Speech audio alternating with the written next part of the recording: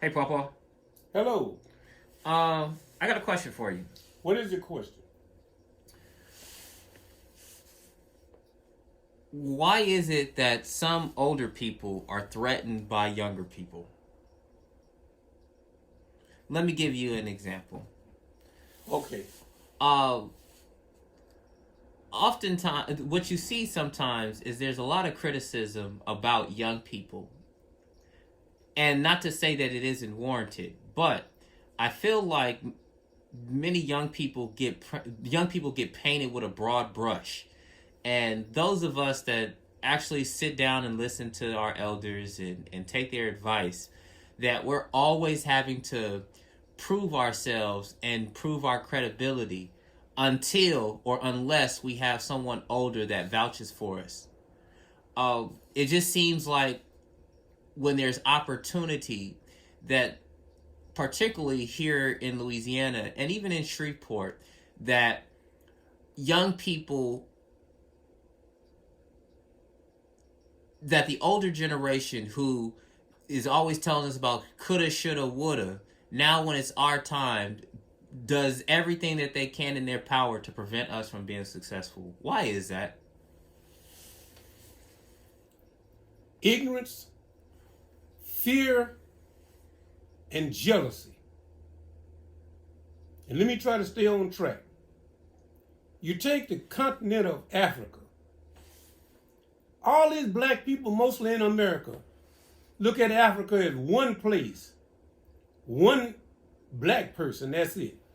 That's because they are ignorant. The United States fits a couple of times in the continent of Africa. There's so many nationalities and races in Africa until it's just amazing. It is the birthplace of humans. But they're too ignorant and too lazy to go find out. So they'd rather emulate fools, Europeans and others, other than understand their own self and where they come from. When it comes to young people, older people in the first place is fearful of change. They just fear change. Why, I don't know. I'm 78 years old. Why, I love to see young people take the helm on stuff.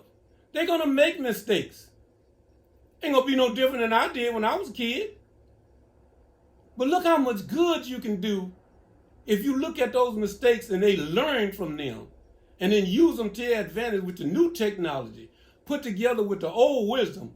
Look what they can accomplish. Another one is, let's flip it over right to its right. They want to hold on to power. They want to dictate to a child all the time. My father and them told me, when you get 18, get out of the house. Sink or swim, get out. But you know what? That might seem cruel, but it's not. It's teaching a child independence. You teach him all you can while he's in the nest. And then you put him out of the nest so he can test it. Older people right now fear your knowledge. They hate your youth. All of this stuff is through ignorance. That's why so many places in the South and in the West and in the East got so many ignorant people still in office. Because these old people want to hold on to yesterday. They're like alligators. They ain't nothing but a bunch of scales who can't go no place but in the water and out. He knows how to do that, in the water and out. You start talking to him about any other thing, you scare him to death. That's what it is. Fear and ignorance. If you're a good man, you don't fear no woman competing with you. Compete all you want to, I'm still going to be a man. I don't fear no young person competing with me. Go for it. If you can beat me at what I did when I was young, more glory to you. Excuse me. But all these old people need to go. Because they fearful, they hanging on to yesterday and power. And like I said in my last segment, it ain't nothing but a bunch of land of cowards, and there's certainly no brave people here. And it certainly ain't no land of no free. Because everybody wants to hold on to yesterday. That's why the science programs are stagnated. All the money we should have in our pre-K schools and in our kids to help develop their brains and stuff to tackle tomorrow. What do? We don't even let them have books and send them to camps of reading and studies and stuff like that. Talking about education. And this is another thing. Let me get this on my mind. I don't want nobody ever coming to me talking about we are a country of laws. We are a country of lies. Because you have a law that you apply, and when it comes to you, you twist it to something else and give it a different definition. That ain't no land of no laws. That's why we having all these problems, all these diseases, all these social diseases, all these mental problems. People can't even stand to be at home. That's what this COVID thing is about. People could not stand to be at home with their own families.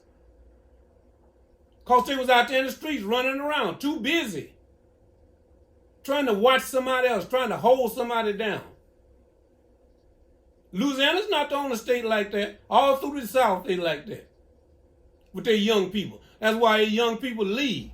Make no difference what color you are, who you are. You're a Louisianian. And I don't blame you for leaving.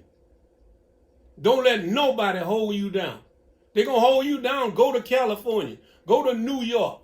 Go to Idaho, Minnesota, wherever you get your opportunity from. Let them, all these fools, stay here and hold themselves down. If you want to come back and then help, do so. That's what I did. But if you don't want to, don't come back.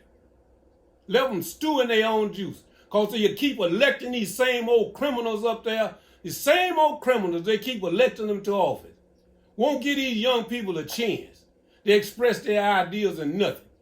When they go to school now, they got to get out with a debt load of education. Just don't make no sense. Because we got a land of cowards. Ain't no brave people here. You go into service with a man, fight back to back. You come back here and you turn white or black. What kind of sense does that make? You go and fight a Nazi and then you bring him home and let him exercise his rights here. What else?